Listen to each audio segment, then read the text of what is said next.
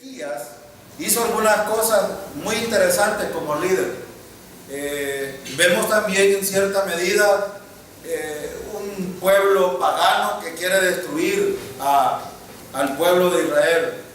Y Ezequías no es la excepción, pero a pesar de eso, Ezequías le creyó al verdadero Dios. Ezequías le cree al verdadero Dios, al Todopoderoso. Y esto es bien importante entenderlo, porque si nosotros pasamos una historia en el Antiguo Testamento y no vemos el carácter de ese líder, entonces, ¿qué podemos aprender de ello?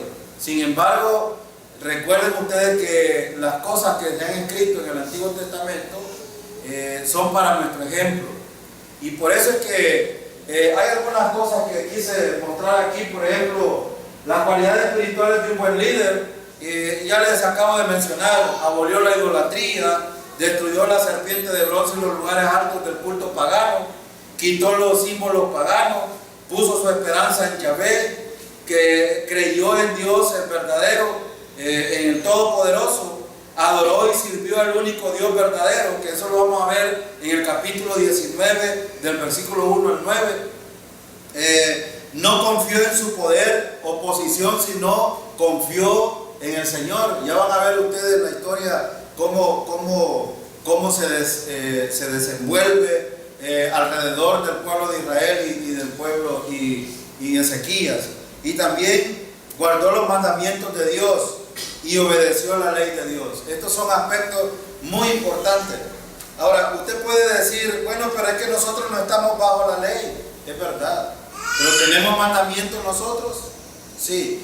Uno de los mandamientos importantes que creo yo que son para el Señor importantes es la confianza en Él. Sin fe es imposible. Cualquier cosa puede tratar de hacer un creyente, pero si no depende de Él, lo que hace no sirve de nada. Y esto precisamente es lo que vamos a estudiar en este estudio ahora. Vamos a ver algunas cosas interesantes aquí. Fíjense que Ezequías estaba rodeado de Asiria. Ahora hay cuatro cosas que he escrito ahí: sitiado, amenaza, blasfemia y mentira. Son cuatro cosas que se mueven alrededor de Ezequías ahora. Por un lado, ¿recuerdan ustedes cuánto tiempo estuvo sitiado aquí Ezequías o Judá? 3 años. Sitiado, el hermano B explicó esto, vamos a detener porque a volverlo a explicar, sino recordar que sitiado es que estaba rodeado y que no tenía ni entrada ni salida de nada. Se les estaba acabando los alimentos, es decir, y por eso es que aquí se va a mencionar a Egipto. ¿Cómo se describe a Egipto aquí, en esta historia? El hermano Abel puso un ejemplo la vez pasada, cuando enseñó él, que fue hace 15 días. A Egipto lo ve como una estilla de ¿cómo les puedo decir? Como que usted agarre una vara de tusa. En El Salvador esa vara de tusa, cuando se pudre, es como nada, usted la aplasta, se quiebra y no es nada. Así estaba diciendo el mensajero del rey de Asiria, que era Egipto para Judá. ¿Es verdad esto? No es cierto. Por eso es que dentro de todas las cosas que dice este mensajero hay mentira, hay blasfemia y hay cosas bien perversas aquí. Entonces vamos a ver, vamos a leer versículos 17 al 22 y vamos a ver algunas cosas para acordarnos qué es lo que estuvimos viendo. Vamos a leer este pasaje. Dice el versículo 17 del capítulo 18, segunda de Reyes. Después, el rey de Asiria envió en contra del rey Ezequías al Tartán, al Rabsaris y al Rabsacés con un gran ejército de Laquis contra Jerusalén. Y subieron y vinieron a Jerusalén. Y habiendo subido, vinieron y acamparon junto al acueducto del estanque de arriba, en el camino de la heredad de Lavador. Llamaron luego al rey y salió a ellos Eliaquín, hijo de Hilcía, mayordomo, y Sebna, escriba, y Joa, hijo de Asaf, canciller. Y les dijo el Rabsacés: decid ahora a Ezequías, así dice el gran rey de Asiria: ¿qué confianza es esta en que te apoyas? Dice: pero son palabras vacías. Consejo tengo y fuerzas para la guerra, mas ¿en qué confías que te has rebelado contra mí? He aquí que confías en este tabernáculo, este báculo de caña cascada en Egipto, en el cual si alguno se apoyare, se le entrará por la mano y la traspasará.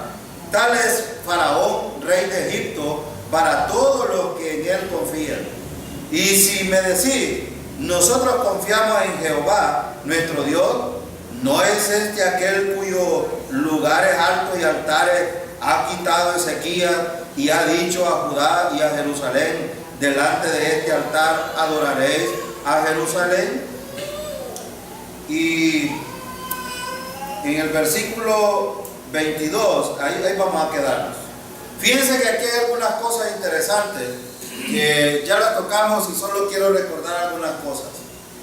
Este mensajero, que en el contexto estamos en la segunda invasión a Judá por Sennacherib, ya la primera fue un poquito anterior, que fue del repaso del cautiverio, en el versículo 9 en adelante, y en el versículo 17 al 22 es la segunda invasión a Judá por Sennacherib, que el propósito principal de este rey era esto: amenazar o atemorizar a Judá.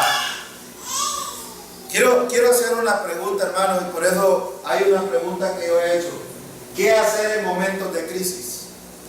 ¿Qué hacer en momentos de crisis? ¿Qué haría usted en momentos de una crisis? Depender del Señor. Fíjense que estos estaban atacando y es precisamente lo que Satanás y nuestros enemigos atacan: nuestra manera de pensar.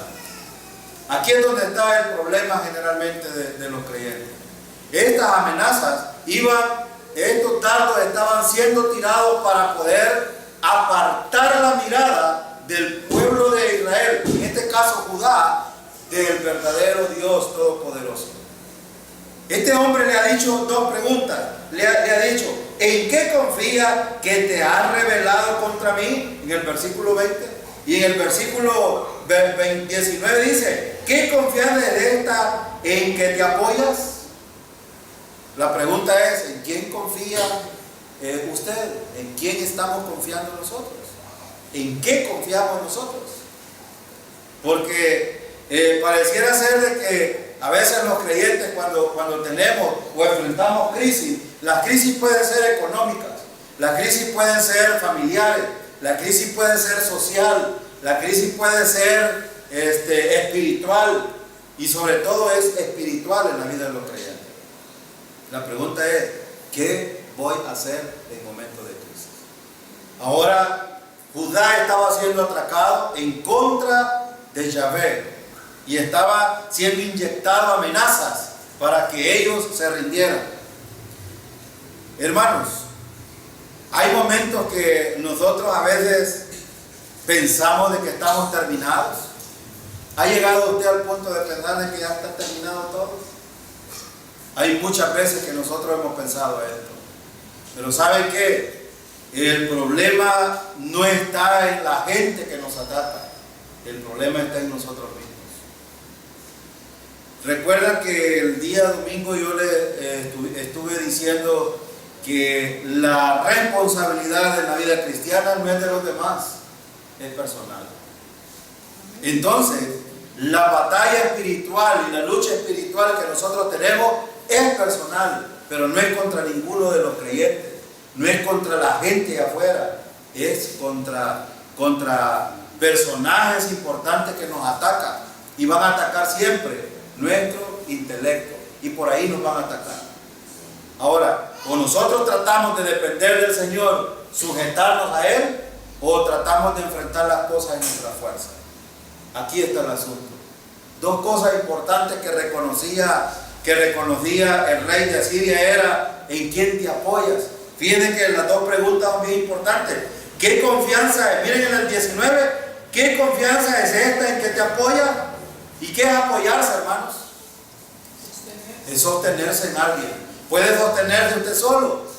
Estábamos haciendo una broma con la hermana Olga hace un momento. Está perseverando hasta el fin. La mayoría de gente está perseverando y está tambaleando en su vida espiritual porque no tienen seguridad eterna. Piensan que si pecan ya perdieron la salvación.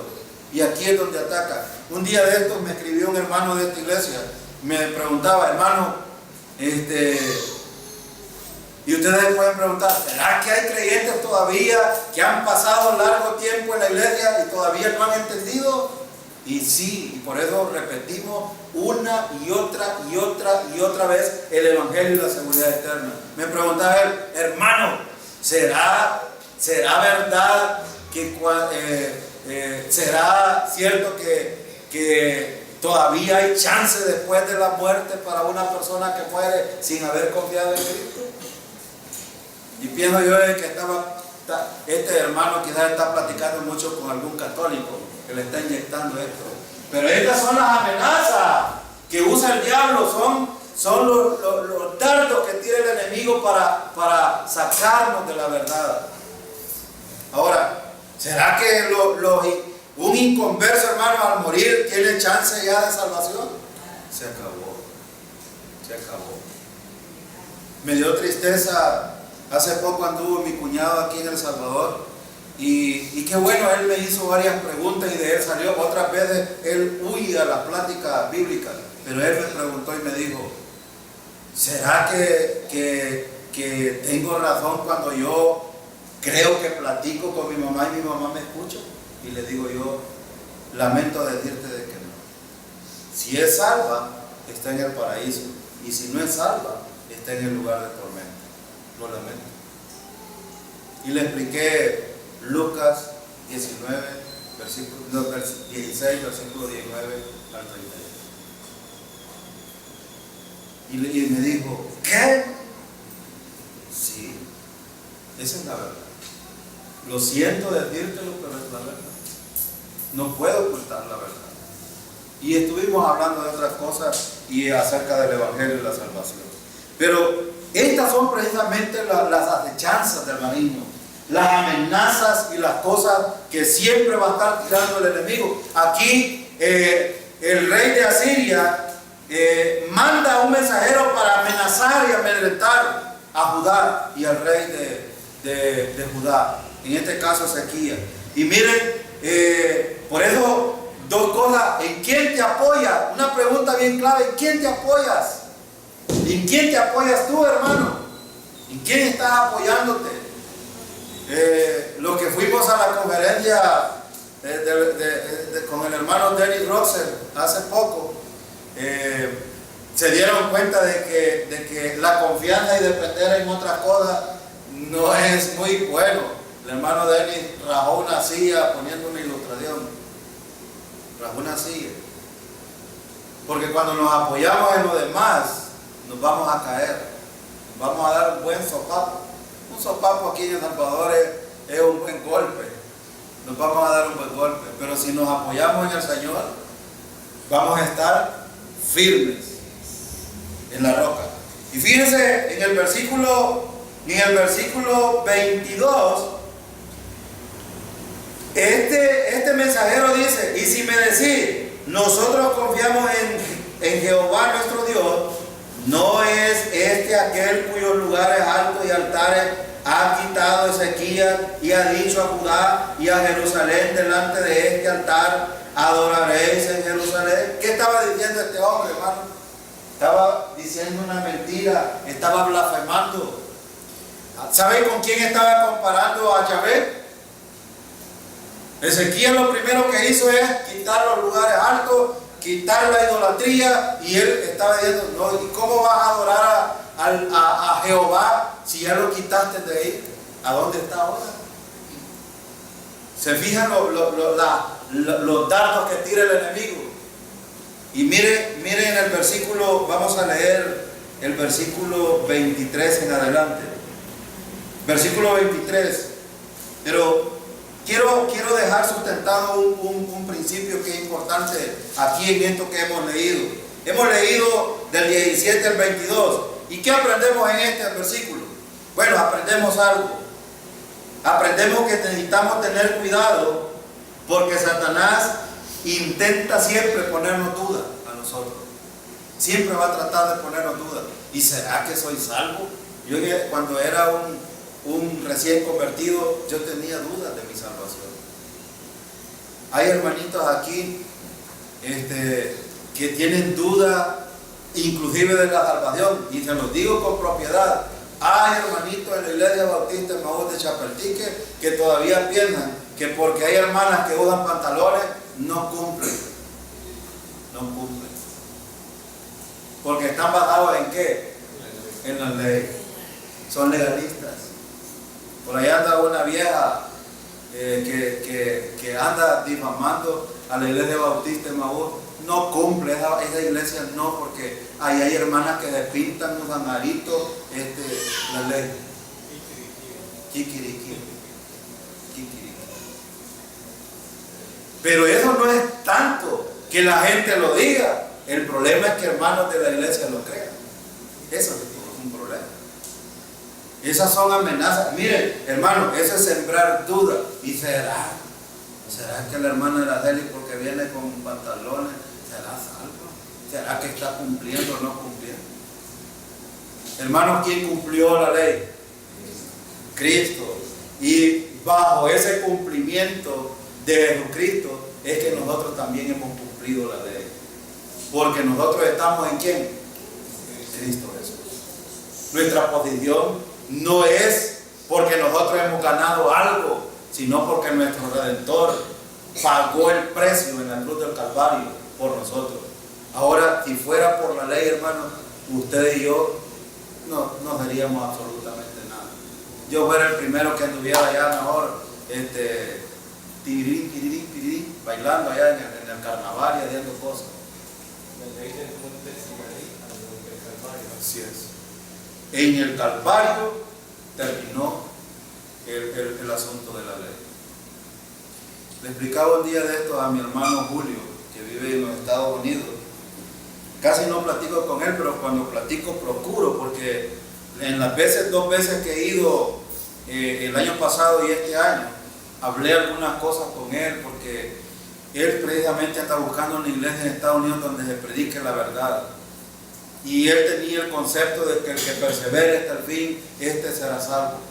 Y esta semana estuve explicándole estos pasajes, Mateo 24, Mateo 25, y me dijo, y en Estados Unidos esta es la predicación, me dijo. Amenazan a la gente, y ¿qué es lo que hace la amenaza, hermano? Amedrentar y hacer destruir la vida espiritual de un creyente. No permitamos que Satanás, y este es el principio importante, hermano, tengamos cuidado que Satanás, él va a intentarlo, pero no dejemos que nosotros caigamos en esto. Algunos creyentes todavía tienen problemas con la cena del Señor.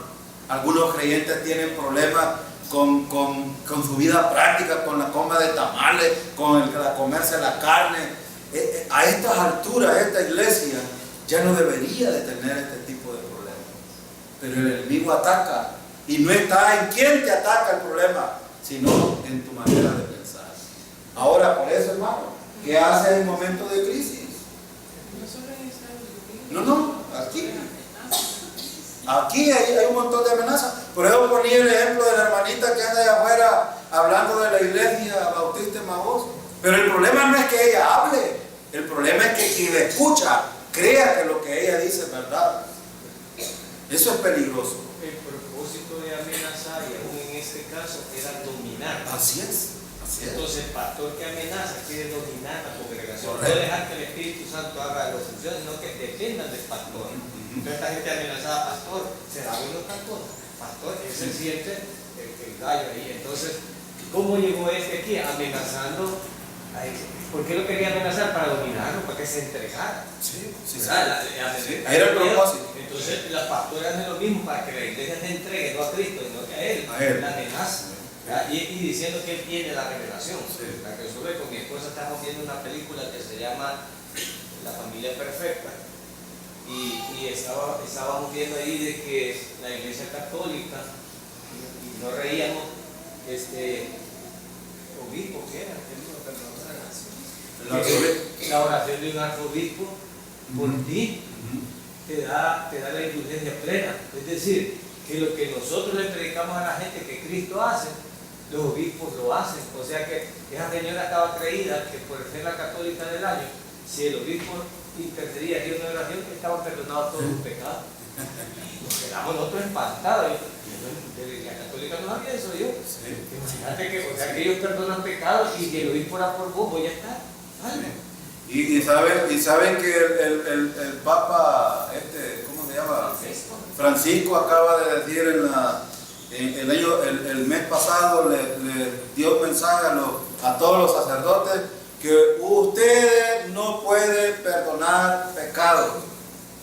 Les dijo directamente y ha tenido problemas por esto. Porque les está diciendo cosas, hacía poquito les está diciendo cosas, pero les está diciendo la verdad. Dejen de cobrar por los sacramentos. Les está diciendo. De hecho, dejen de cobrar por la indulgencia por sacramentos. Eso se los ha dicho. Pero, cuando estamos hablando nosotros aquí, Sennacherib lo que quería era amedrentar a Ezequías, que se diera por derrotado, pero esto era peligroso. Pero miren lo que sucedió. Versículo 23 en adelante. Ahora pues yo te ruego que des rehenes a mi señor, el rey de Asiria. Hermano, ¿qué les pareciera si los más pecadores de la iglesia bautista de Maús se los entregamos allá a los pentecostales? Bueno, les vamos a entregar a todos los que no vienen a los mentira. Estaban pidiendo rehenes. ¿Saben qué? Hagamos un trueque. Dame gente de Israel. Y miren lo que dice. Dice el versículo: el rey de Asiria, yo te daré 2000 caballos y tú puedes dar jinetes para ellos. Versículo 24: ¿cómo pues podrás resistir a un capitán, al menor de los siervos de mi señor, aunque estés confiado en Egipto con sus carros y gente de a caballo? Versículo 25: ¿acaso ha venido yo ahora sin Jehová a este lugar para destruirlo? Jehová me ha dicho: sube a esta tierra y destrúyelo. ¿Saben cómo se llama eso, hermano? ¿Saben cómo se llama eso cuando alguien dice algo en nombre de Yahvé cuando él realmente no ha hablado? Eso se llama blasfemia. ¿Y por qué? ¿Por qué es una blasfemia? Porque está diciendo una mentira. Está mintiendo. Por eso es que cuando nosotros, hermanos, en el nombre del Señor te conjuro que es verdad. Por Dios que es verdad. Y a veces, por eso es que en la ley dice: no tomarás el nombre de Dios. Este hombre estaba tomando el nombre de Dios. ¿Para qué? Bueno, ya le dije algunas cosas a Ezequías. Hoy lo voy a atacar por el lado de... Miren, la vida espiritual de un creyente no es fácil. Y cuando nos atacan, nos van a atacar por la parte espiritual también. Ahora le estaban tocando la parte espiritual. Si Yahvé le ha dicho a que va a destruir Judá, ¿y entonces qué voy a hacer yo? Pues? Por eso la pregunta. ¿Qué hacer en momentos de crisis? ¿Qué hizo Ezequías, hermano? Bueno, lo vamos a ver. Miren el versículo 26. Versículo 26. Entonces dijo Eliaquín, hijo de Hilcías, y Sebna, a Joa, el Rasacer: te rogamos que hables a tu siervo en arameo, porque nosotros lo entendemos, y no hables con nosotros en lengua de Judá, o a oídos del pueblo que está sobre el muro. Miren, que estos representantes de Ezequiel dijeron, no grites, hombre, no, le vas a meter miedo al pueblo. Pero aquí es donde está, a mí me encanta bien que cuando he leído como 20 veces este pasaje, porque quería encontrar algunas cosas, vez tras vez que iba leyendo iba encontrando algunas cosas. Y esto le dicen, cálmense, no hablen así fuerte para que el pueblo no los escuche, porque si los escucha, ¿qué iban a hacer? Iban a creer lo que decían estos hombres en nombre del rey. ¿Y qué iba a hacer el pueblo? Entregar. Por eso les dicen, no nos hablen, les dice en el versículo, te rogamos que hables a tu siervo en arameo, porque nosotros lo entendemos, y no hables con nosotros en lengua de Judá, a oídos del pueblo que está sobre el muro. Versículo 27. Y el Rabsaces le dijo, me ha enviado mi señor para decir estas palabras a ti y a tu señor, y no a los hombres que están sobre el muro, expuestos a comer su propio estiércol y beber su propia orina con vosotros. ¿Qué les estaba diciendo? ¿Saben qué? No me ha mandado mi señor solo a decírselo a ustedes, que lo escuche todo el pueblo. Me han enviado a decirle que van a comer estiércol y se van a tomar su orina. Si yo dijera estas palabras en otro vocabulario, va que se siente fuerte, pero bueno, nosotros los salvadoreños ya sabemos cómo es esto. Lo importante aquí es que es la misma táctica de Satanás con la vida del creyente. Sí, que lo van a decir sus propios parientes, sus propios amigos, el propio pastor. Tú no eres nada, vos no eres venir aquí porque unos pantalones, vos no cumplís. O sea, lo que estaba haciendo este tipo, y se atrevió a decir el nombre, y no lo dijo humano cuando dijo que el nombre de Jehová, porque ellos venían de derrotar a Samaria. Y como Samaria estaba formada por las 10 tribus, entonces él, pero no Jehová, dijo, bueno, si Dios no metió humanos por Samaria, tampoco lo va a meter por Judá. Entonces lo daba por un hecho que Jehová le había dado permiso. Y estos son los tipos de predicaciones que algunos se autorizan sin que Dios le haya dicho, pero aquí hay un aprendizaje para el creyente, porque Ezequiel está dando un ejemplo, se encuentra entre la espada y la pared, el hombre está bien bregado, o sea, ya no tiene provisiones, está cerrado, se están burlando de él, no tiene número de ejército para pelear, no tiene un Egipto que lo ayude, no hay alimento, o sea, no era para qué, o sea, estaba bien. Había una crisis, pero aquí es donde está el punto, hermanos. Miren qué importante. A usted lo pueden mandar a comer cualquier cosa y no nos debe de importar a nosotros quién nos venga a decir eso. Lo que nos interesa es saber en quién estamos parados. En quién estamos parados. Cuando digo esto, porque a veces nosotros decimos en buen salvadoreño, ese está bien parado, decimos cuando vemos que tiene dinero, pero realmente está bien parado. Hay hermanitos aquí que porque tienen un carro y pueden salir a pasear, se olvidan de Dios, no vienen al culto, o porque tienen un trabajo. Hoy estamos de vacaciones, la mayoría estamos de vacaciones, los jóvenes están en vacaciones y no los vemos por aquí, son contaditos. ¿En quién están parados realmente? ¿Están sobre la roca o están tambaleando? Ezequiel tenía una crisis nacional, una crisis económica, una crisis militar y también tenía una lucha espiritual. Estaba siendo atacado por ese lado. Y miren, hermano, qué importante es saber que en el Antiguo Testamento, a pesar de lo miserables que eran los hombres, había gente que se paraba bien en el Señor, era firme y se paraba bien. Y este Ezequiel es un ejemplo de ello. Sigamos leyendo la historia. Miren el versículo 28. Entonces el Rabsaces se puso en pie y clamó a gran voz en lengua de Judá y habló diciendo: oíd la palabra del gran rey, el rey de Asiria.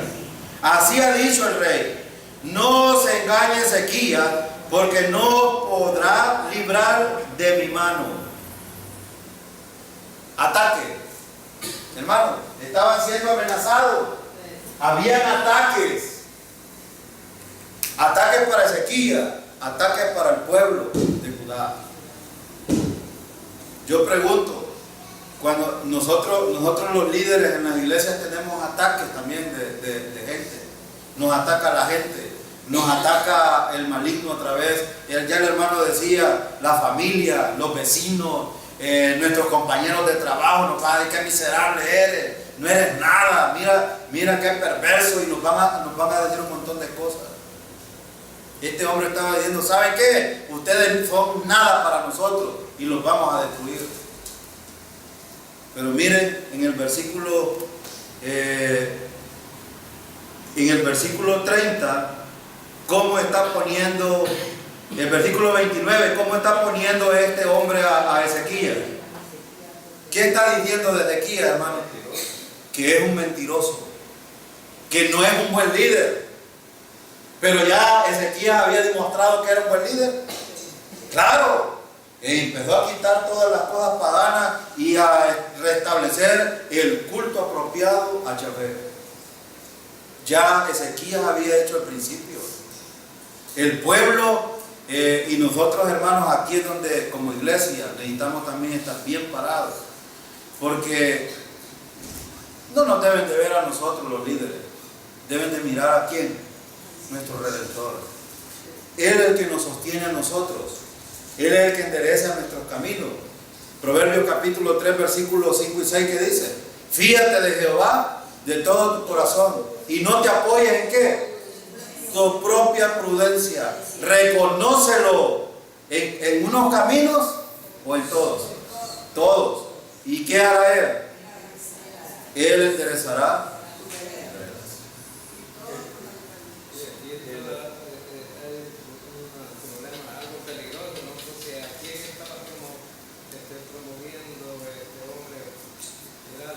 No, correcto. Cuando las manos no están cimentadas en un fundamento sólido, sí, pueden hacer cualquier locura. Sí. Por ejemplo, en la iglesia, pues, por eso es que nosotros insistimos y deben de estudiar la palabra, sí, deben de prepararse, sí, doctrinalmente, porque si no van a ser molidos con la iglesia. Entonces, ¿a quién estaba tratando de persuadir? Sí, al pueblo. ¿Y cuál es el remedio que se ha enseñado en la congregación y enseña la palabra? El domingo enseñábamos. Sí. Decía, vístanse toda la armadura de Dios para que resista a estar firme. Sí. O sea, yo voy a estar firme y me pongo la armadura. Sí. ¿Y cuál es la armadura? Y empiezo a describir. Sí. De aquí no me van a mover. No. Pero si ya me andan platicando y yo ya quedo en duda, ya me estamos bien. Entonces no tengo la armadura puesta. Entonces aquí trataban de llegar a su cabeza y cambiar el pensamiento, de amedrentar con las circunstancias externas la fe de este hombre. Y esa historia se repite en cada uno de nosotros. Todos nosotros somos flaqueados, todos nosotros somos golpeados de esta misma manera. Por eso es que la armadura debe de estar puesta, no para pelear, porque más que nos mandan a resistir y estar firmes para que el diablo huya. No nos mandan a pelear, yo no me vengo a remolcar, no, para resistir y estar firme. Este hombre, para mantenerse firme con estas circunstancias, y habrá un creyente en la congregación que está pasando circunstancias que no está fácil para estar firme. Probado. Y precisamente ponía el ejemplo, hermanos, de los líderes. Por eso ustedes no deben de estarnos mirando a nosotros, pero necesitan mirar al Señor, ver hacia la palabra, orientarse a través de ella para no caer y resistir a los dardos del maligno. Sí, pero casi que siempre las otras iglesias que no deben de atacarnos porque estamos siguiendo, pero pone al mismo Dios. Así es. Pero como aquí se trata de quién es perfecto y quién no. Así es. Entonces, cuando un hermanito, por ejemplo, de esta iglesia lo atacan y le dicen a ustedes, mira que ellos con los pantalones tienen nariz, en todo. Entonces, si no está alimentado, se lo va a creer. Sí. Pero, ¿cómo debería responder? Sí, nosotros somos imperfectos. Y no por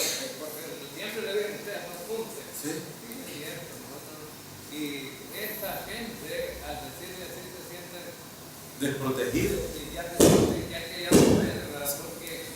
Pero el gran problema también de esta gente es que no miran su vida, ¿verdad? Pues sí. No sí, miran, sí. solo miran la paja. Miran la paja en el otro. Porque siempre los que critican sacan la vida. andan una vida. Pues sí, no han arreglado su vida y quieren tratar de arreglar la de los demás. Ese es un serio problema del legalismo. Y el legalismo y el libertinaje son dos extremos terribles en la vida de los creyentes. Pero aquí es donde la pregunta es, ¿qué hacer en momentos de crisis? Versículo 30. Y no os haga Ezequías confiar en quién. ¿Cuál era el ataque entonces?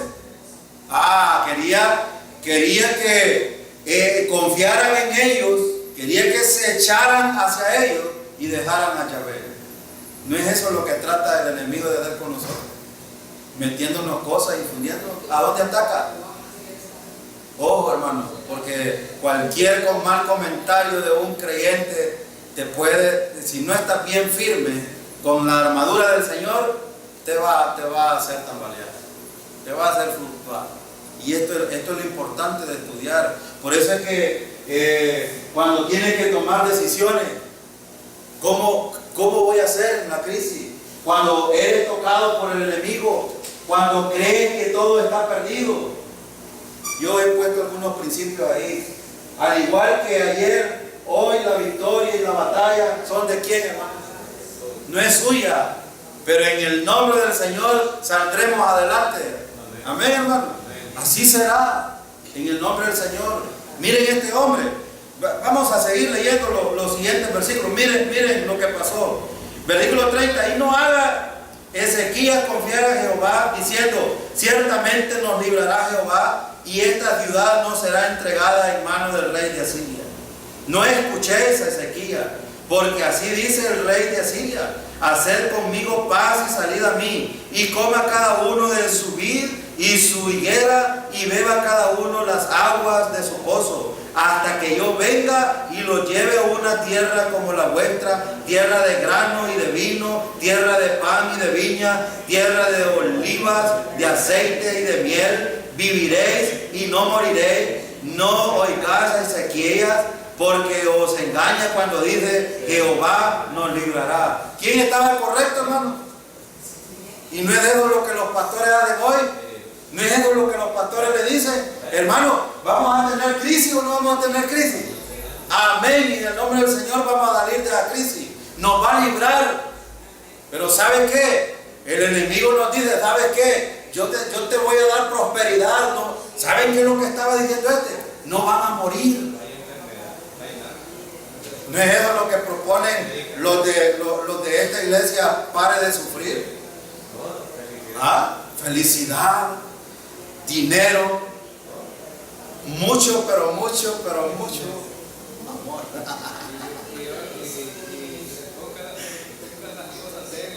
Claro que sí.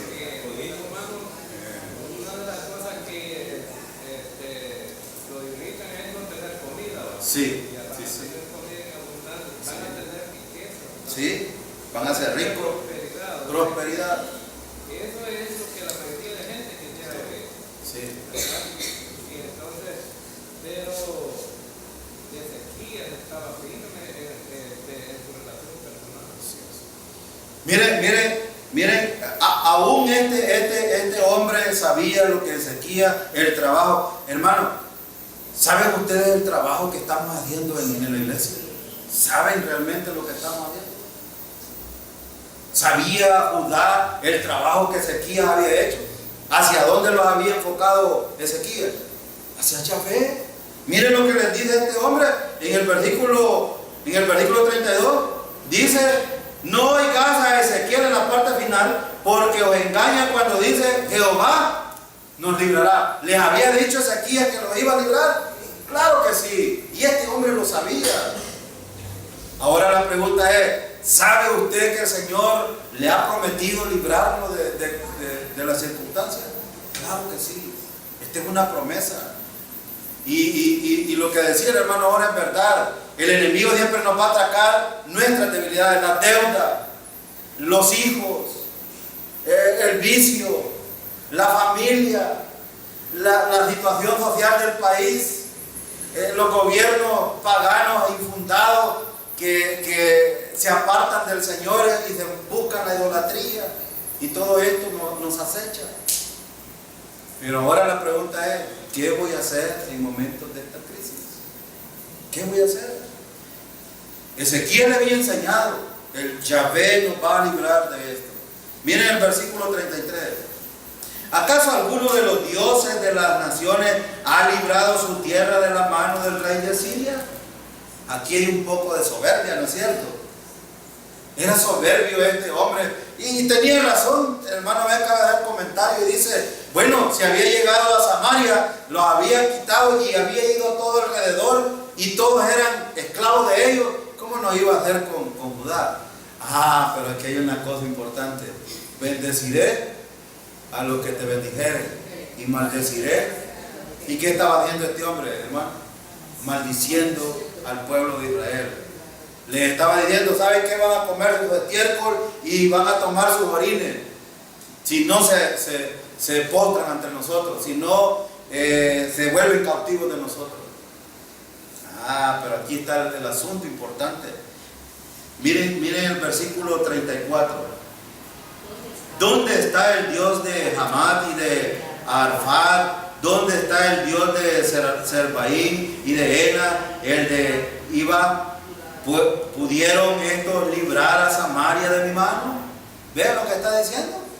¿Samaria había sido derrotada? Sí. Él está diciendo, ¿dónde estaba Dios? Ninguno de los dioses que adoraba a este pueblo. Recuerden de que Israel era idólatra, pues, igual a Judá.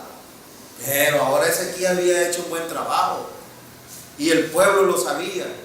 Miren cómo el pueblo reacciona entonces en vista de esta situación. Versículo 35. ¿Qué Dios de todos los dioses de esta tierra ha librado su tierra de mi mano para que Jehová libre de mi mano a Jerusalén? Ahí está el problema. Era una blasfemia. Como quien dice, bueno, hoy hay pastores que se paran y dicen, ¿qué si Jehová no es nada? Mírennos a nosotros. Claro, Cashlun está bien bendecido, Dante Gebel, que Benihim y todos estos predicadores de la prosperidad, si ellos tienen mansiones hasta de 10 millones de dólares. Tienen aeropuertos privados y tienen sus propios aviones. Si ellos sí, ¿y el pueblo? ¿Cómo está? Pero miren el versículo 36. Pero el pueblo cayó y no le respondió palabra, porque había mandamiento del rey, el cual había dicho, no le respondáis. Aquí está el asunto. ¿Cómo respondería usted, hermano, en medio de la crisis? ¿El pueblo había aprendido la lección? ¿Había aprendido de Ezequías? ¿Había aprendido de Yahvé? Sí, el pueblo sí. ¿Ustedes creen que nosotros, hermanos, está 100% seguro ustedes si le vienen a decir una mentira hoy, se la cree y sigue y se va en pos del que se la dice? Ese es el deseo nuestro, de que los creyentes no sean arrastrados por el error. Y por eso insistimos una y otra vez que debemos de estudiar la palabra. Necesitamos estudiar la palabra y ponernos la armadura de Dios para que podamos resistir, no pelear contra nadie. Los creyentes no debemos de andar hablando a diestra y siniestra y perjudicándonos unos a otros. No debiera de ser. El pueblo oyó, cerró su boca y no dijo nada. Pero continuemos leyendo. Miren qué importante es. Versículo 37. Entonces Eliaquim, hijo de Hilcía, mayordomo, y Sebna, escriba, y Joa, hijo de Asafat, canciller, vinieron a Ezequías, rasgaron sus vestidos y le contaron las palabras del Rasacés. ¿Qué era en el contexto en el que estaban ellos rasgarse sus vestiduras, hermano? Fíjense, voy a explicarles esto. Esto es bien importante porque nos puede pasar a nosotros también. Estos hombres oyeron lo que dijo este hombre, dijo mentira, dijo blasfemia, habló en mal de Ezequías al pueblo, trató de infundir miedo al pueblo para que se rindieran ante ellos. El pueblo cayó y ellos rasgaron sus vestiduras como señal de duelo. Y dijeron, bueno, que si nos toca, que nos toque. Y fueron donde Ezequías. Pero la historia no termina aquí, todavía tengo un tiempito para que hagamos el capítulo 19, que es importante, que necesitamos ver algunos principios aquí en el capítulo 19. Miren, ¿qué hacer en momentos de crisis? Bueno, aquí está el asunto. Versículo 1 al 4, miren lo que dice, versículo del 19. Cuando el rey Ezequías lo oyó, rasgó su vestido y se cubrió de cilicio y entró, ¿a dónde? Muy bien. Aquí está la primera cosa. ¿Qué necesitamos hacer en tiempos de crisis, hermano? Buscar a Yahvé. Este es lo primero que necesitamos hacer. Ezequías no se pudo discutir con los demás. Rasgó su vestido, se puso en luto, fue a buscar al Señor. ¿A qué fue Ezequías al templo? Bueno, normalmente, hermano, ir al templo indicaba un asunto de sujeción, en primer lugar, al Señor. En segundo lugar, era reconocer que el Todopoderoso tenía control de las circunstancias y que Él iba a responder. ¿Recuerdan la historia de José? José tuvo que sufrir muchas cosas en Egipto, tuvo que pasar muchas circunstancias, eran inmerecidas, pero el Señor lo encaminó ¿para qué? Para bien. Génesis capítulo 50, versículo 20. Ustedes pensaron mal contra mí, les digo José, pero Dios encaminó todo para preservar en vida a muchos. Y cuando un líder siempre busca al Señor ante todo y en primer lugar, el Señor va a responder. Y esto no les quepa duda a ustedes. Y esto puede sucederle a usted también.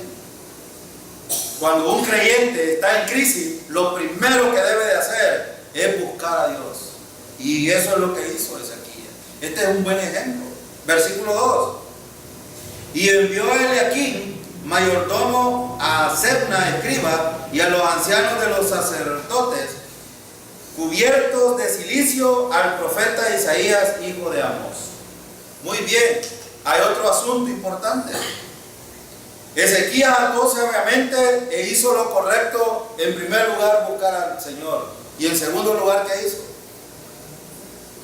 Buscar el consejo de un sabio, ¿no es cierto? Ahora la pregunta es, ¿a quiénes buscamos nosotros? ¿A quiénes buscamos? A veces vamos a buscar al impío, al vecino. ¿Qué consejo nos puede dar el impío realmente? ¿Qué consejo? Últimamente hay dos personas que impías que me han buscado consejo en mí. Y yo les he preguntado por qué ustedes buscan consejo. Porque vemos la vida de ustedes que son distintos a otros. La gente reconoce realmente allá afuera, hermano. Si lo buscaran a ustedes, reconocieran quién es verdaderamente usted y sobre qué está parado. Y no es jactancia lo que estoy haciendo, solo estoy poniendo un ejemplo. Eso le puede pasar a usted también. ¿Cuántos lo buscan a usted para consejo? ¿Y cuántos consejos usted es capaz de dar a otros? Consejos bíblicos, por supuesto. Ahora, aquí es muy importante esto. Es muy importante esto. Ezequías va y busca. Recuerden que en el contexto que estamos, el capítulo 36, 37, 38 y 39 de Isaías, está el contexto del que estamos estudiando aquí. Usted vaya y lea el capítulo 36 de Isaías y el 37, va a ver la misma historia que estamos leyendo aquí. Es lo mismo. Ahora, el asunto es que Ezequías estaba haciendo lo correcto. Buscó a Dios en primer lugar. y después busca el consejo del profeta.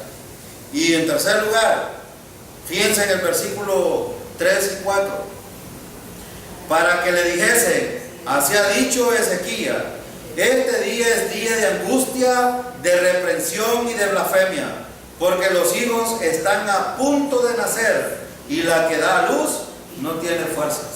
¿Qué estaba diciendo Ezequías aquí? Vayan a decirle a Isaías que estamos en una crisis terrible. La mujer está embarazada, pero ya no tiene fuerzas para que ese niño nazca. ¿Ustedes entienden esto que estaba pasando Ezequías? Era una crisis terrible. Ha habido blasfemia y mentira, le dijo Ezequías. Díganle al profeta. Pero miren lo que dice el 4. Quizás oirá Jehová tu Dios todas las palabras del Rasacés, a quien el rey de los asirios, su señor, ha enviado para blasfemar al Dios viviente y para vituperar con palabras las cuales Jehová tu Dios ha oído. Por tanto, eleva oración por el remanente que aún queda. Aquí hay otra cosa importante. Hay otra cosa importante. ¿Qué estaba buscando Ezequías a través de Isaías? Intercesión. Hermano, la intercesión es importante. Sí, parece ser de que muchos de estos creyentes, y voy a decirlo así, de la Iglesia Bautista en Maús de Chapeltique, no han entendido que es tan importante interceder por otros. A veces los cultos de oración, 10, 15, y a nosotros no nos interesa el número, en realidad. Sí nos interesa la actitud, pero si la iglesia tuviera una actitud de oración y de intercesión por las situaciones, ¿saben que aquí oramos por las situaciones de la iglesia?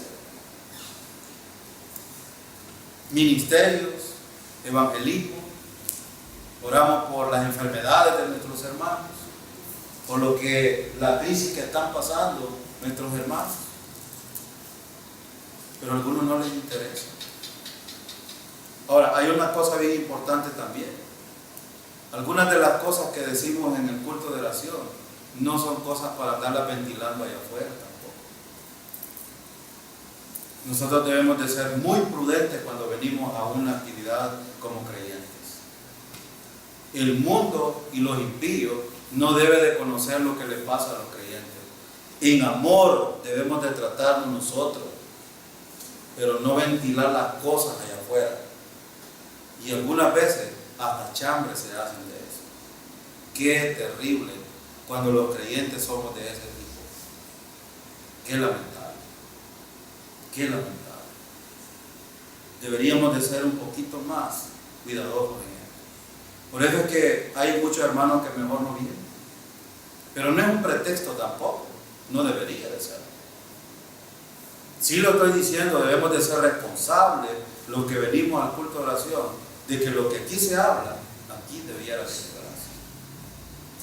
Y si vamos a interceder por nuestro hermano, hacerlo con integridad. Porque si usted viene a oír lo que decimos y sale a chambear allá afuera, entonces no hemos hecho nada.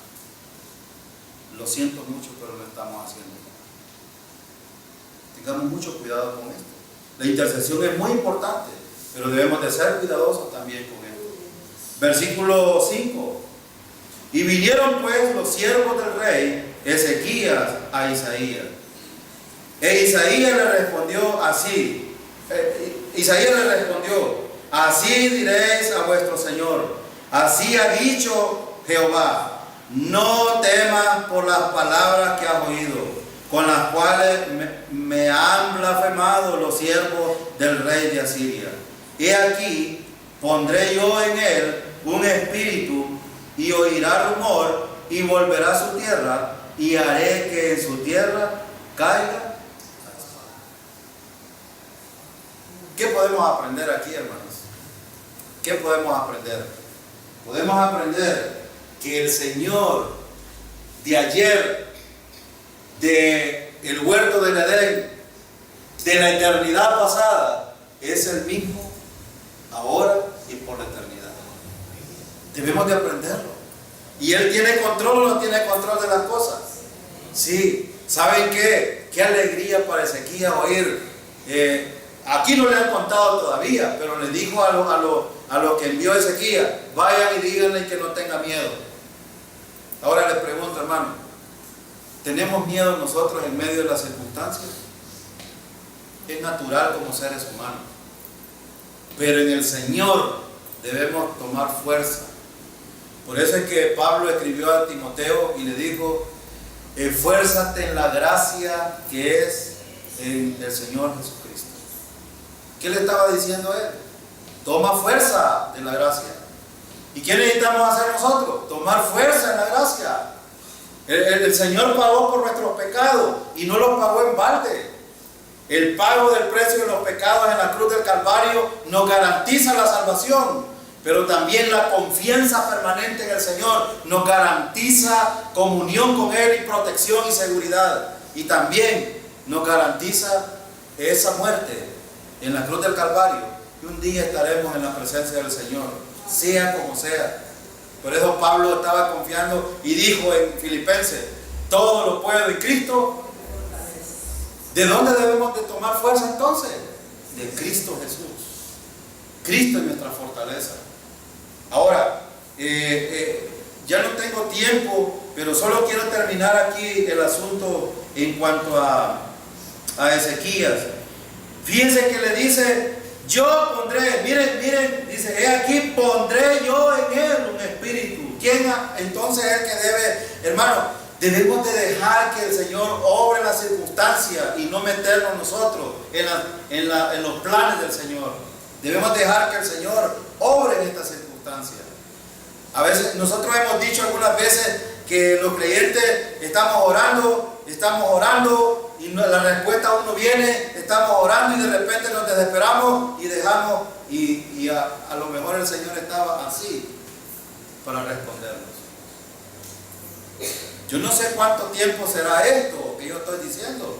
Algunos, por ejemplo, aquí escuché un testimonio de una mujer que el esposo le tiraba una escupida: cuando se seque te quiero allá afuera. La mujer pasó ¿cuánto tiempo? Como 25 años en esta situación. 25 años pasaron para que este hombre se convirtiera al Señor. Yo no sé si serán 10, 15. Yo he dicho en el culto de oración, cuando he tenido la oportunidad de predicar, he dicho: algunos de nosotros a lo mejor moriremos inclusive con las enfermedades. ¿Pero eso tiene importancia, hermano? No, porque dijo Pablo: para mí el vivir y el morir. Entonces, ¿de qué importa si estamos enfermos, si estamos sanos, si lo que nos importa es nuestra relación con el Señor? ¿En quién estoy confiando yo? Ahora, ¿qué hacer en momentos de crisis? 3 principios he enseñado, hemos visto en este estudio. Número 1, debemos de buscar la dirección en primer lugar del Señor. Número 2, debemos de buscar el consejo de otro agente sabia. En este caso Él lo hizo con el profeta. Y número 3, debemos de confiar y depender en el Señor. Él tiene el control de las cosas, hermano. Amén. Tiene control. Y por eso la honra y la gloria deben de ser dadas siempre al Señor. Y no debe de ser para el predicador y para nadie más. Debe de ser para el Señor, que hace todas las cosas. Y también la obediencia es importante, hermano. ¿Saben qué estaba haciendo Ezequías a pesar de la crisis? Obediente. Y si usted quiere algunos versículos acerca de la obediencia en cuanto a la oración, 1 Tesalonicenses 5, 18. ¿Qué dice? Orad sin cesar. Orad sin cesar. Hebreos capítulo 13. Sean vuestras costumbres sin avaricia, contentos con lo que tenéis ahora, porque Dios dijo: no te desampararé ni te dejaré. Si yo creo esta promesa, hermano, el Señor tendrá control de mis circunstancias. Y esa crisis pasará un día. Hay que tener confianza en Él.